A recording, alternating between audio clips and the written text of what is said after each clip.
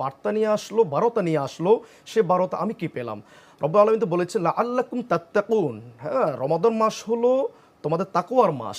এই তাকওয়ার মাধ্যমে তোমরা তোমাদের জান্নাত করে নাও। তাহলে কিয়ামতের মাঠে রাসূল বলেছেন আল্লাহ প্রশ্ন করবেন, বান্দার কিছু দেখবে না, দেখবে শুধুমাত্র তাকওয়া ঠিক আছে কিনা, তার চেহারা, তার সম্পদ, সে কি ছিল, কি ক্ষমতা ছিল, কিছু দেখবে না, দেখবে শুধুমাত্র তার তাকওয়া আছে কিনা। ইন্নাল্লাহা লা ইয়ানজুরু ইলা সুওয়ারিকুম ইয়াউমাল কিয়ামাহ ওয়ালাকিন ইয়ানজুরু ইলা কুলুবিকুম ওয়া আমালিকুম। রব্বুল আলামিন বলেছেন তাকওয়া অবলম্বন করা জাতি, ব্যক্তি, সমাজ, দেশে যারা তাকে অবলম্বন করবে তাদের জন্য আসমানের দরজা, জামিনের দরজা বারাকা খুলে দিবেন। ওয়ালাউ আন্না আহলাল কুরা আমানু ওয়াত্তাকাউ লাফাতাহনা আলাইহিম বারাকাতিম মিনাস সামা ওয়াল আরদ। তাহলে তাকওয়া অবলম্বন করতে পারলে আমার জন্য বারাকার দরজা চতুর্পাশে খুলে যাবে।